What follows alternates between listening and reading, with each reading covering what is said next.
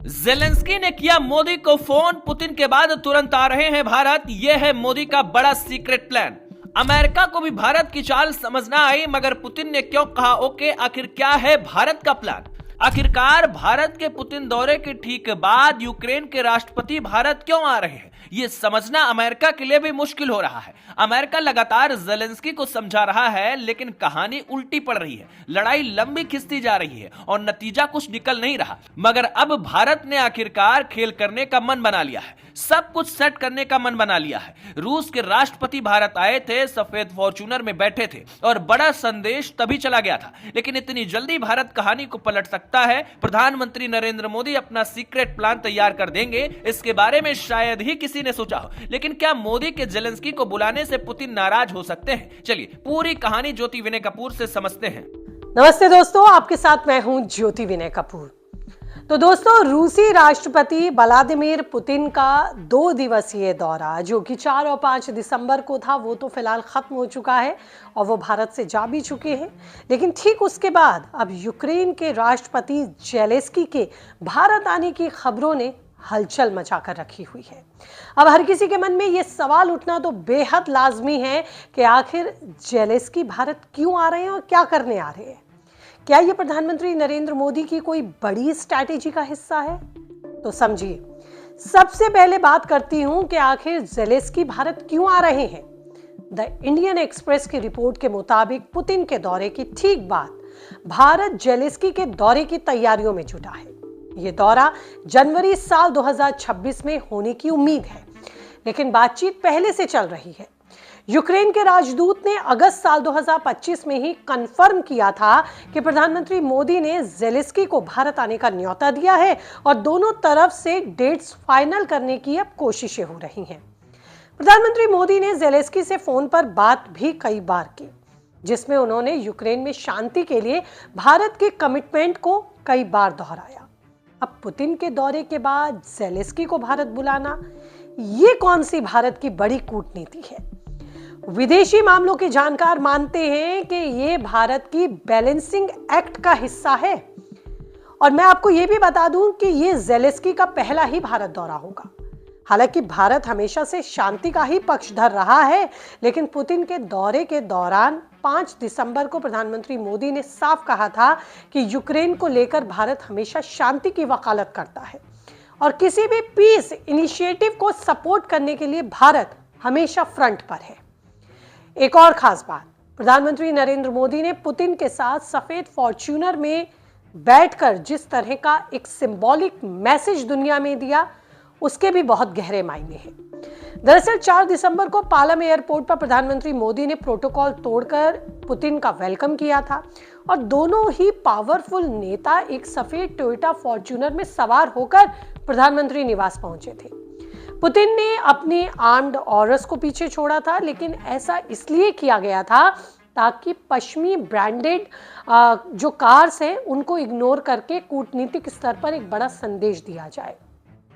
दोनों देशों के लीडर्स ने वैश्विक स्तर पर एक मजबूत संदेश भी इसके माध्यम से दिया। मगर अब भारत अलग तैयारी करके बैठा है। दरअसल पुतिन के दौरे के बाद पश्चिमी देशों में बेचैनी दिखी और इसे बढ़ाने का काम रूसी मीडिया ने और किया। लेकिन भारत चाहता है कि सब कुछ बैलेंस रहे, इसलिए प्रधानमंत्री के थिंक टैंक को भी ये पता था कि पुतिन के आने के बाद माहौल गरमाएगा। इसीलिए पहले से ही इस बैलेंस करने के प्लान पर काम चल रहा था और पुतिन के आने के बाद ही जेलेंस्की के आने की तारीखों को फाइनल करने की रणनीति थी। फिलहाल तो अमेरिका के राष्ट्रपति ट्रंप की नई रणनीतिक रिपोर्ट में भी ये पूरी तरह से साफ हो गया कि यूक्रेन युद्ध को रोकना उनकी बड़ी प्राथमिकताओं में से सबसे पहले है। भारत ने भी अमेरिका की इस सोच को समझते हुए दुनिया में शांति लाने की अपनी जिम्मेदारी को गंभीरता से लिया है और एक संदेश देने के लिए यही वजह है कि भारत अब इस मुद्दे को बेहद गंभीरता से समझते हुए सक्रिय और जिम्मेदार भूमिका निभाने के लिए आगे बढ़ा है। पुतिन के दौरे से अमेरिका और पश्चिमी देशों में जो उथल पुथल मची, भारत को वो भी कंट्रोल करने की जरूरत है। भारत ये महसूस कर रहा है कि पश्चिमी देश, खासकर यूरोप, पुतिन के दौरे पर और सतर्क हो गए। जर्मनी, फ्रांस और यूके के राजदूतों ने तो ज्वाइंट आर्टिकल लिखकर भारत पर रूस के लिए दबाव डालने की भी कोशिश की। भारत ने भी वॉशिंगटन की इस प्राथमिकताओं को गंभीरता से समझते हुए अब वैश्विक शांति और स्थिरता में योगदान देने के लिए अपनी जिम्मेदारियों को और मजबूती से करने का अब प्लान तैयार किया है। भारत ने भी वॉशिंगटन की इस प्राथमिकताओं को गंभीरता से समझा है और वैश्विक शांति और स्थिरता के लिए अपने योगदान को और अपनी जिम्मेदारी को मजबूती से आगे बढ़ाया है। भारत की ये किरदार न केवल उसकी मजबूत कूटनीति को दिखाता है, बल्कि नई वैश्विक व्यवस्था में भारत को शांति संवाद के लिए एक बड़े प्लेयर के तौर पर भी आगे करता है। पुतिन के दौरे के बाद भारत पर लगाए गए आरोपों को बल मिल सकता था, लेकिन भारत ने अपनी धारदार कूटनीति से इसकी काट भी ढूंढ ली, क्योंकि ज़ेलेंस्की के आने से स्थितियां भारत के पक्ष में भी बैलेंस होंगी।